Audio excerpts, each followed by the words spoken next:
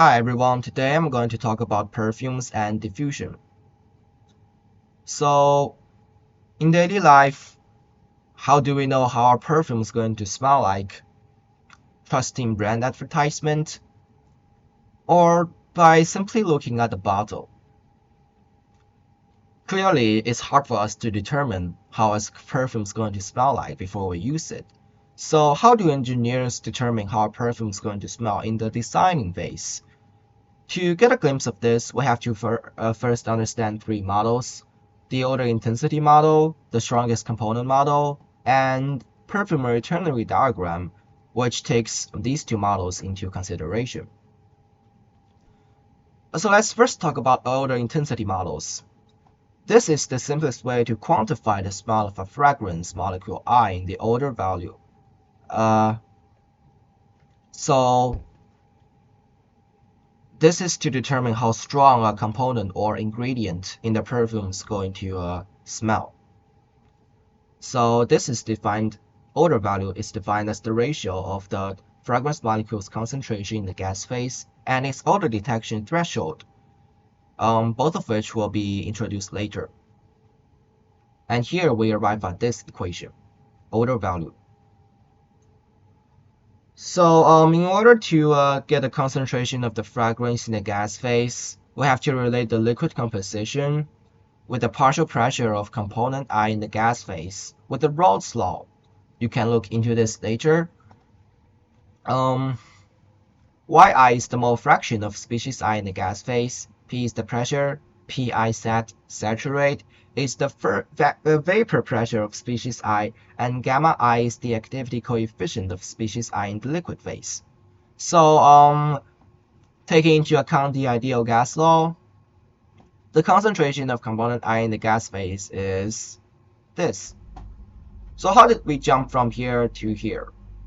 This is the simple deduction I made by myself. Only for reference, it may not be 100% precise. So eventually, divided by ODT, we have odor value here. So one thing to note is that Mi, the molecular mass of the fragrance molecule, here is not very significant. It just changes the unit of the odor value. Now comes the prediction of odor detection threshold. How do we determine the ODT of a fragrance molecule? So let's remember these symbols. Here is a simple sketch showing the process of odor detection with our human nose. So in order to predict the ODT, we have to first introduce partition equilibrium between the concentration of odorant in air and mucus, PIZ divided by CIW times R times T. This is also derived from the Raoult's law. Because we're only looking at one single component, we don't have to use the Xi and gamma I stuff. Basically, the same thing. So, and considering this, the ODT becomes this equation. And you can look into this later. This is not what we're going to explore or focus on. And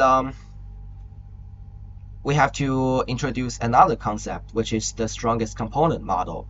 So in a mixture of multiple components, we smell the component with a higher odor value or higher intensity.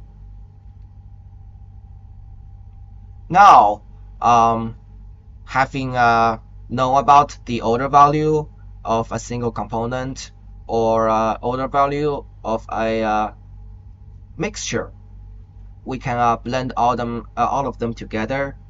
So how do we know the dominant or the main smell of the perfume?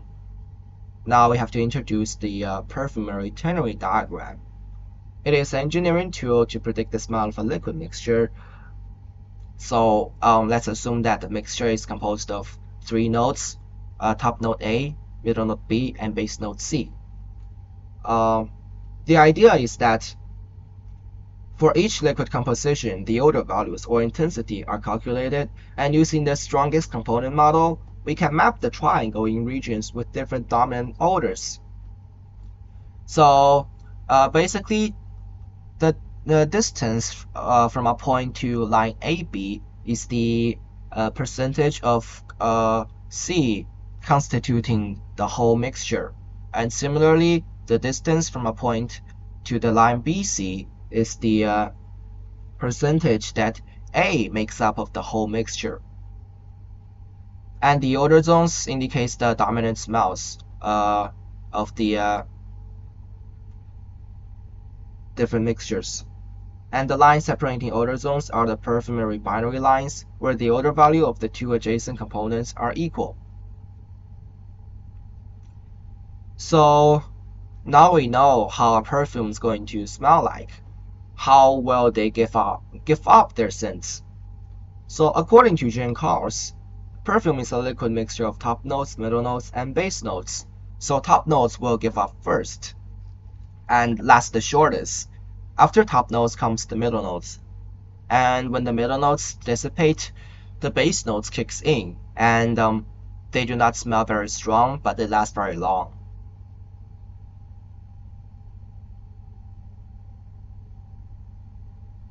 So in order to understand the process of the perception of a perfume can be divided into 4 steps. First, the evaporation of the perfume, followed by diffusion in the air until the olfactory system is reached, where there is the perception of odor intensity and odor character.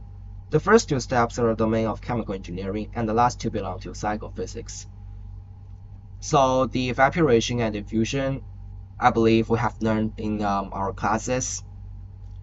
And based on the fixed law of diffusion, we know that concentration and surface area are 2 factors affecting the speed of diffusion. So based on our understanding, why do perfume have 3 notes? Perhaps the top notes evaporate the most quickly, or they have the highest concentration, and then the middle notes and base notes following top notes have lower concentration or lower strength when they reach our olfactory system. So when you borrow your friend's perfume to maximize its effect, you would put on as much as you can. And when you go on a date after using that bottle of your best buddy's cologne, something like this might happen. So it's essential for us to understand how to use a perfume. Here are some tips. So let me explain this thing. So why do we have to perfume our pulse points?